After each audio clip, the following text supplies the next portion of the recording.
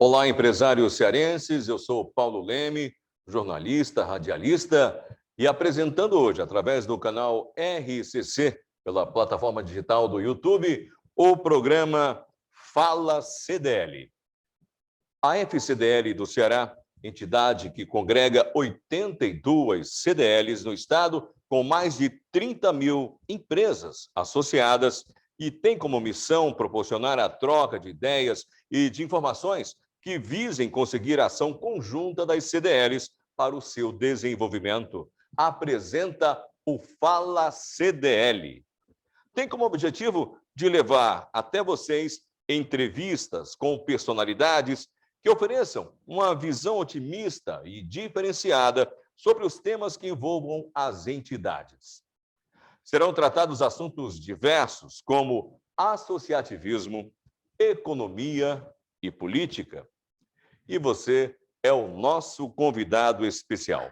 O programa de hoje tem como tema Qual o caminho a seguir? E o nosso primeiro convidado do nosso primeiro programa, Dr. Freitas Cordeiro. Ele que é empresário do ramo imobiliário há mais de 30 anos pela empresa FZ Imóveis, presidente da FCDL Ceará, diretor de SPC na CNDL e diretor de Conselho Administrativo do SPC Brasil. Doutor Freitas, seja bem-vindo ao nosso primeiro programa aqui pelo nosso canal, com um tema bastante interessante, que com certeza de interesse de todos os empresários. Doutor Freitas, estamos revivendo um momento muito estável para a vida das empresas. Algumas não conseguiram transpor os obstáculos que hoje são colocados, principalmente pelo lockdown, que os obriga a fechar suas portas. Nesse cenário desafiador para os empresários, na sua opinião, doutor Freitas, quais medidas são necessárias para dar sobrevida às empresas? Paulinho Leme, primeiro, muito bom revê-lo aqui, recuperado e atendendo aqui ao nosso desafio de vir contribuir conosco, com o varejo cearense, nesse momento de travessia muito difícil. As ações reclamadas para que possamos desafiar essa pandemia são muitas, são várias. O pior é que nós não sabemos quais delas sejam as mais indicadas e quais as que trariam os melhores resultados. Eu tenho sido um crítico veemente do lockdown aplicado para o varejo, porque o lockdown ele está sendo uma medida, um remédio amargo, muitos efeitos colaterais, só aplicado ao varejo, ao pequeno. As outras atividades tidas como essenciais permanecem operando, eu não tenho nada contra elas.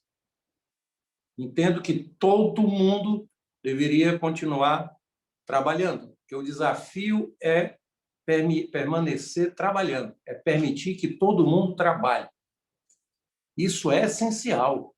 O trabalho é essencial. Agora, e eu, quando falo assim e me posiciono em relação ao lockdown, é importante que se saiba que a minha fala ela não é aleatória. Eu estou fundamentado também em informações, em estudos científicos. Eu tenho uma base no professor Michael Levitt, Prêmio Nobel de Química em 2013, professor da Universidade de Stanford, que ele é contra o lockdown. Ele diz que não tem nenhuma evidência científica dos benefícios que ele trouxe. E se fizermos aqui uma análise desapaixonada, nós não temos aqui nenhum estudo que se apure os impactos sociais, psicológicos, financeiros, econômicos dessa medida em relação às empresas. Isso é o tipo daquele medicamento que os efeitos colaterais desaconselham o uso. E aqui eu me lembro do nosso caboclo sertanejo mais uma vez. O veterinário passou o remédio para o carrapato. Encontrou-se com ele e perguntou: caboclo, como é que foi? O remédio é bom mesmo? Disse: é. Matou tudo quanto era de carrapato, doutor. Mas a vaca foi junto. Então, não infelizmente, uma linha governamental apegou-se ao lockdown, que é uma maneira, a meu ver, mais fácil de dar uma resposta, é trancar, fecha. Pronto. Os números vão cair, já iriam cair. E o patinho feio da história fica para o varejo. Eu entendo que as medidas que deveriam ser adotadas agora, elas só poderiam serem benéficas se elas forem projetadas para longo prazo. Não essas emergenciais por 15, 20 dias, matando as empresas devagarinho. Nós tínhamos que nos reunir, sociedade, governo, e traçarmos uma rota para caminharmos juntos, enfrentando essa epidemia, todos juntos. Temos, a exemplo do professor, o Michael Levitt, a exemplo dele, do que ele fala, nós temos que continuar enfrentando essa epidemia com aqueles protocolos, distanciamento, ele não é contra, asepsia das mãos, com álcool, o próprio sabão, a máscara.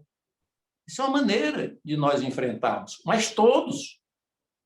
Por quê esse tratamento discricionário? Se nós sabemos que a epidemia ela se alastra, ela encontra campo fértil, no caso das capitais, nos terminais rodoviários. Permanecem, o comércio está fechado, mas os ônibus continuam superlotados.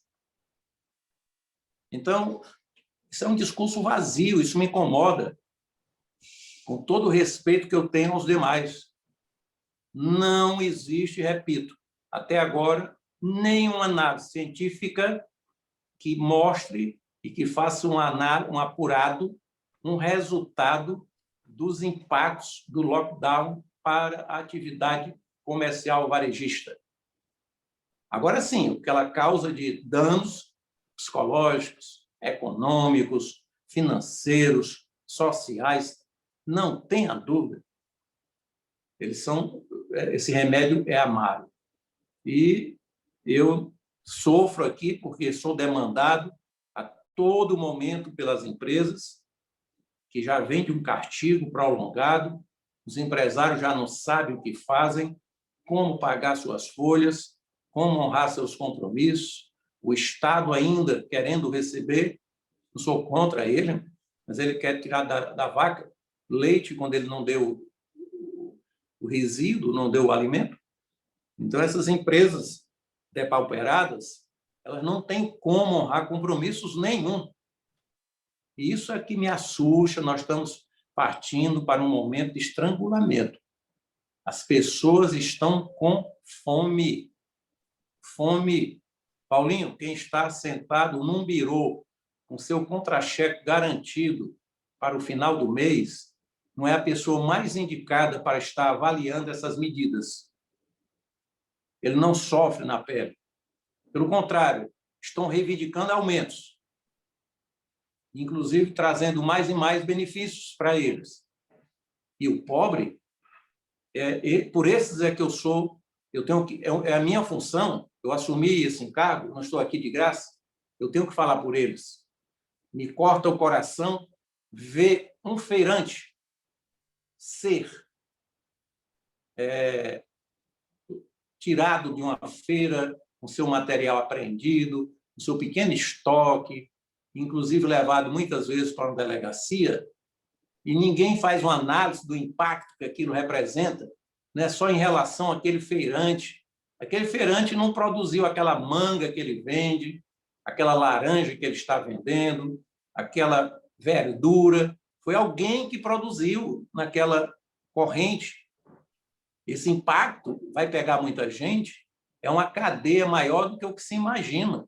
Porque quem vai ali para fazer uma ação repressiva não vai com o propósito de fazer uma ação educativa? Por que não vai disciplinar aqueles espaços?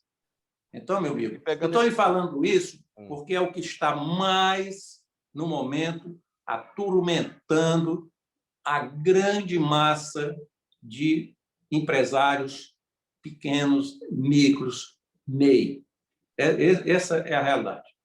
Doutor Cordeiro, pegando esse assunto que o senhor tocou agora e justamente os benefícios, né? Os benefícios emergenciais do governo federal, como a redução da jornada e também do salário do trabalhador, ainda não retornaram. A CNDL está com alguma atuação para que sejam implementados novamente, presidente? Desde muito tempo que nós estamos nessa luta. Não é de agora, porque isso foi um dos melhores projetos reconhecidos mundialmente, que foi o da flexibilização da legislação trabalhista. Permitiu que nós preservássemos 12 milhões de empregos.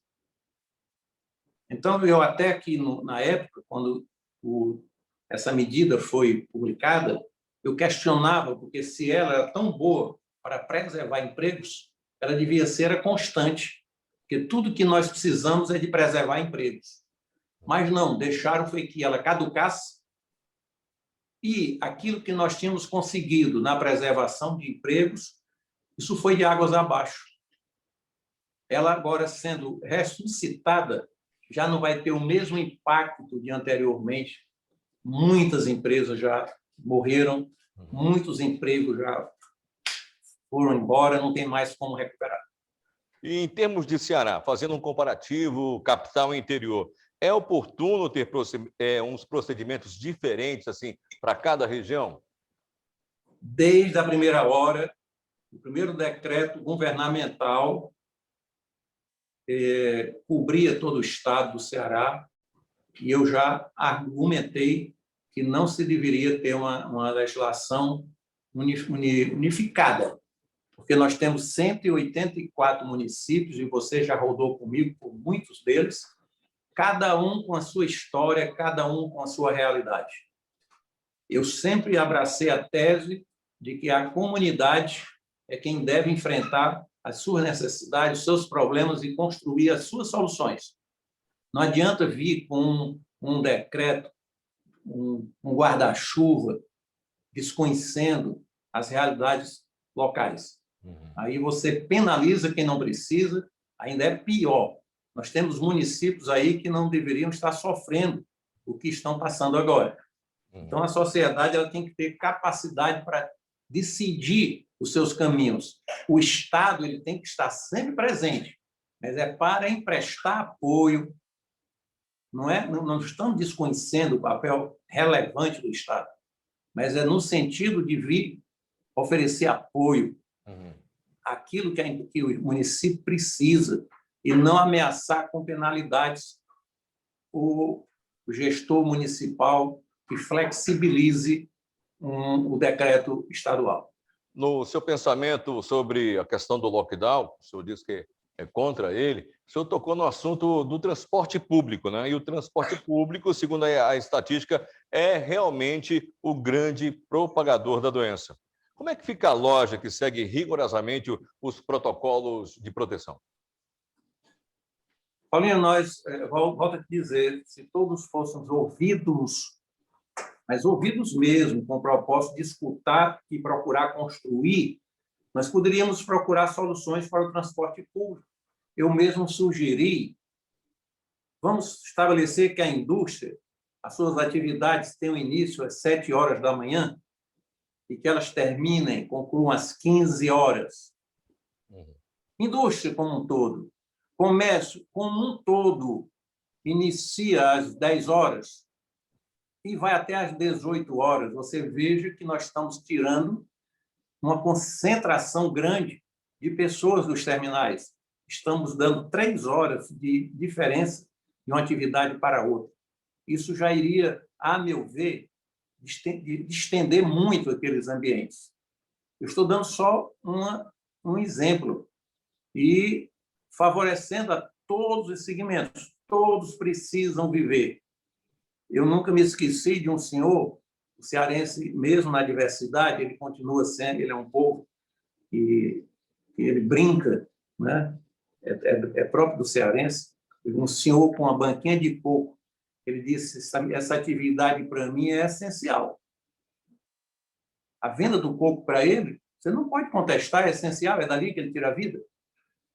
Então, eu entendo que temos como enfrentar o problema do transporte público, mas tem que ser unidos, buscando soluções.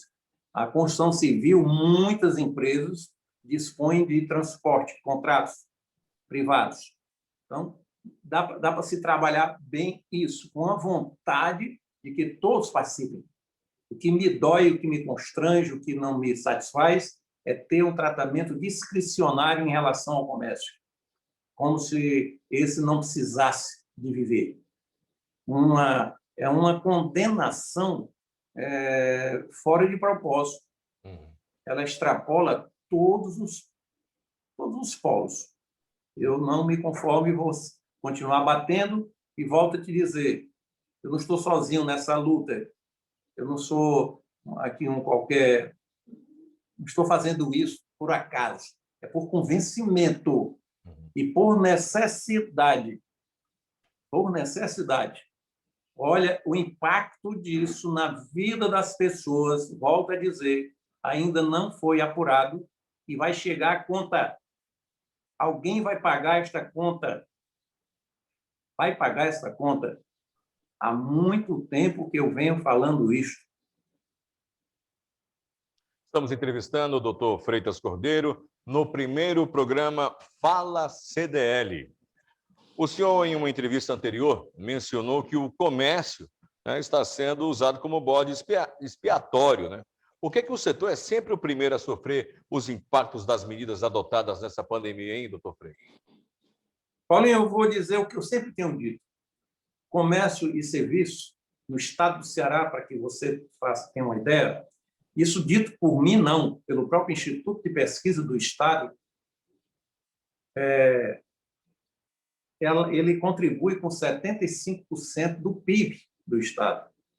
É uma força, tanto empregadora como arrecadadora, mas na hora de penalizar, por que é que ele é o que é escolhido? Primeiro, porque ele é uma força desarticulada, é uma massa disforme. É diferente de uma indústria que é bem construída, é muito bem... ela contribui com 20% do PIB, mas ela é muito bem articulada. O comércio não, nós fazemos um esforço enorme.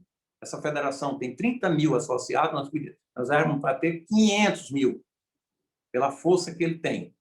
Mas nossos comerciantes são pequenos. É uma força disforme. É muito fácil ser tanger gado. Tanger gente é mais difícil. Então, isso é uma massa que é fácil de manobra. E é nela que se açoita, que baixa o chicote. É nela. É nessa massa. E é ela que sofre. É ela que sofre. É ela que procura, de todas as maneiras, como sobreviver. Eu não quero aqui pregar o caos. Não sou pregador disso, você me conhece. Eu estou no momento de uma reflexão positiva. Eu não vou ficar aqui dourando um bolo onde ele não existe, confeitando o que não é para se confeitar. Eu tenho que expor uma realidade. Doa a quem doer. Eu não vou deixar... Isso eu faço por crença. Eu faço por convicção, Paulinho.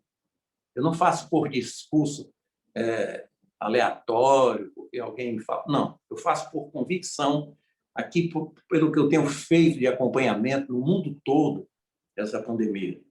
Isso não passou ainda. A Itália já está com a ameaça da terceira onda. Então, isso é o que me magoa, porque nós estamos trazendo apenas medidas emergenciais de curto prazo que não tem uma extensão que se precisa para que se conviver com esse momento difícil. Nós temos que construir uma passagem a longo prazo, todo mundo podendo trabalhar, todo mundo adotando seus protocolos de preservação, e aí sim, aí eu acredito, a sociedade toda envolvida. Mas você está numa praia, como eu estou aqui, sem ninguém, um casal batendo frescobol, um casal, a 3,5 km daqui, 2 jovens, só eles 2, a polícia chegar e levar, está vendo alguma coisa errada aí. Cadê a aglomeração ali? Esses exageros. Será que alguém não nota que não é por aí? Está errado, não estou querendo. Olha, a praia, esse vírus na praia, no local aberto, ventilado, espera aí. Não estou querendo aglomeração em praia, não, eu sou contra. Eu entendo que aglomerando na praia também nós vamos ter problemas. Mas onde não tem aglomeração, ele não se expande. Então, esse é o meu ponto de vista, a minha maneira de ver. Ok.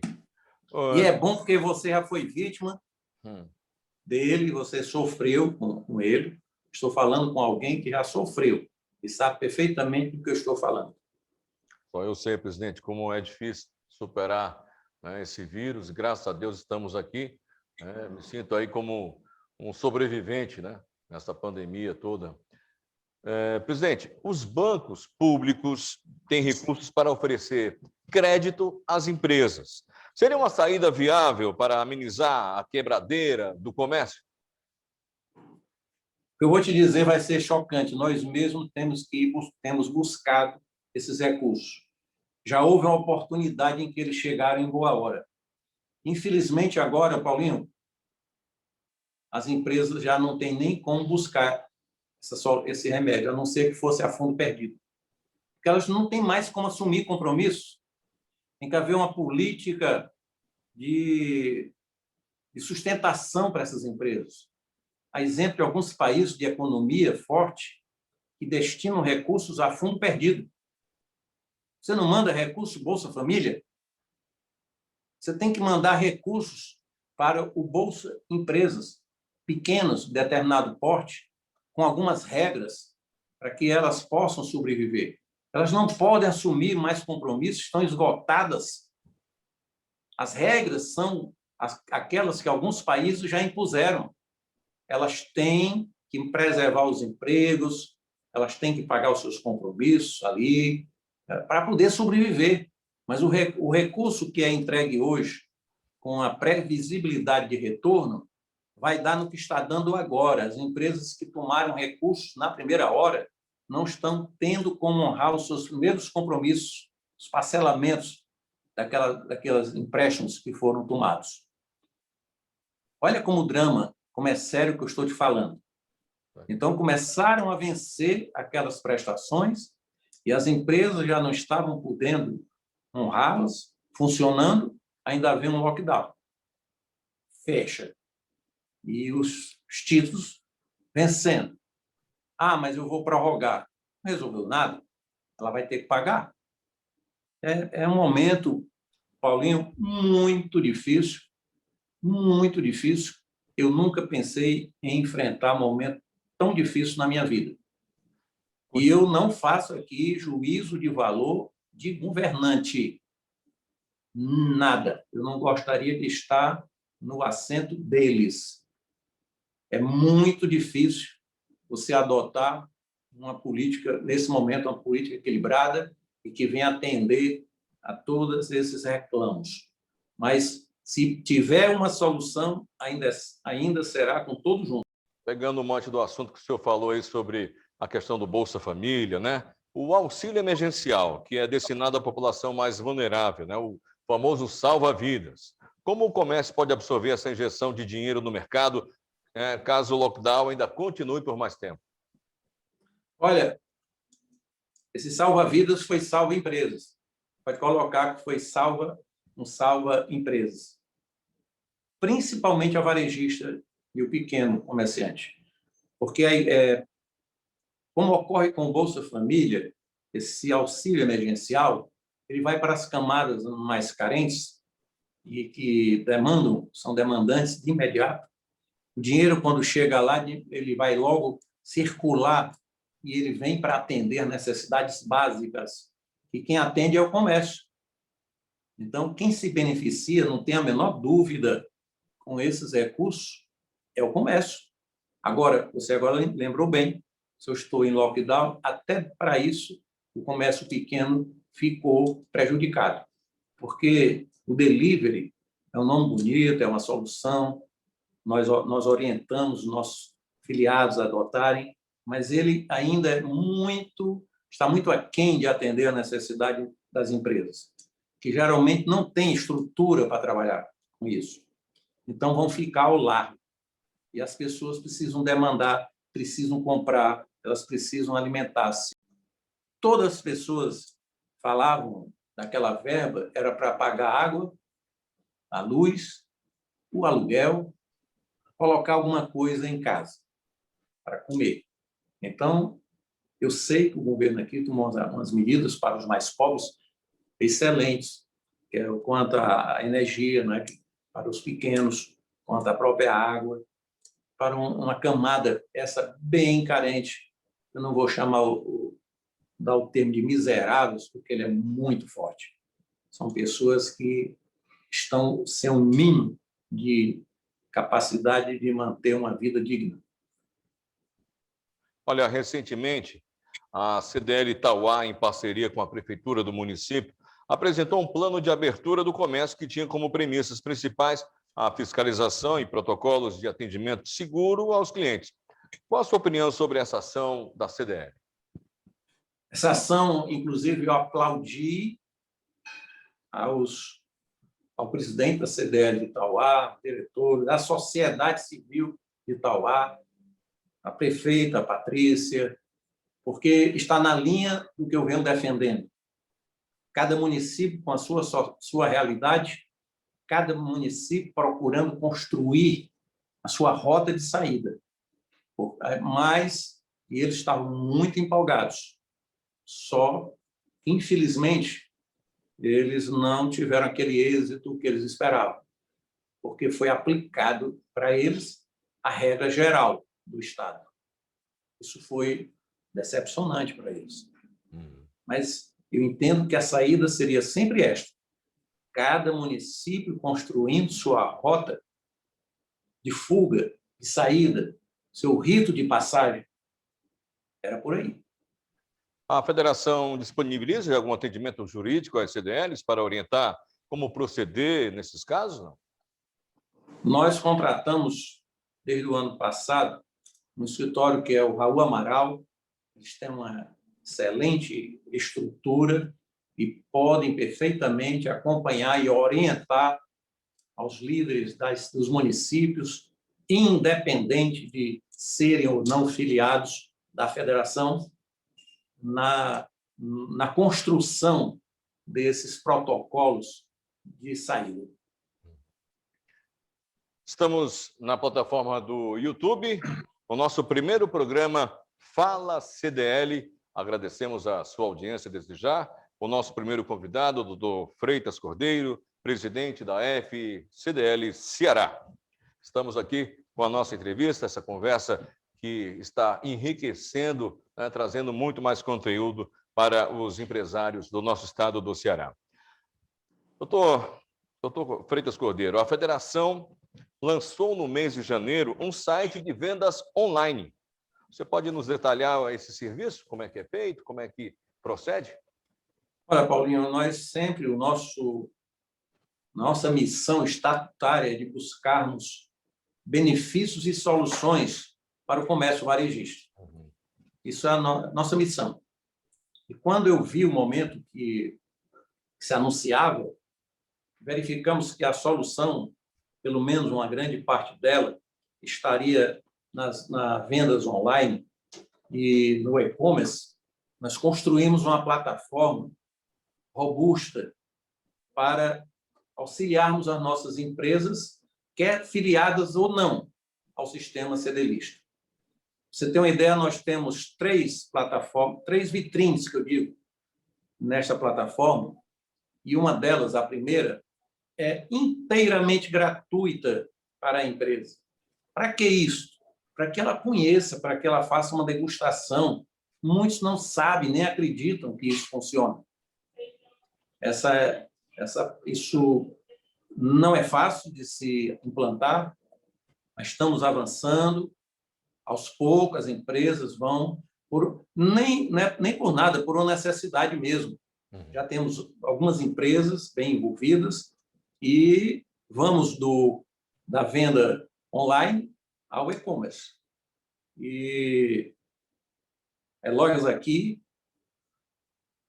nós temos hoje, já passamos de 300 empresas cadastradas, e à medida que elas vão degustando, elas vão acreditando nesta solução, que já é uma solução que já existia no mundo, independentemente de pandemia, mas que para cá nós projetávamos que ela só fosse acontecer daqui a 5, 10 anos, mas a pandemia trouxe para agora.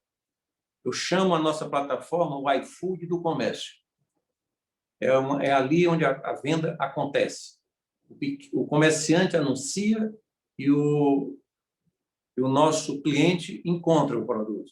O consumidor ali, ele encontra o produto que ele procura em todo o estado do Ceará. Então, é uma plataforma muito bem construída e atende bem a todas as empresas. E quem entrou até agora está muito bem, muito satisfeito. Doutor Freitas, nos transmita, né, uma palavra de esperança, um pensamento de esperança nesse momento tão difícil para todos nós.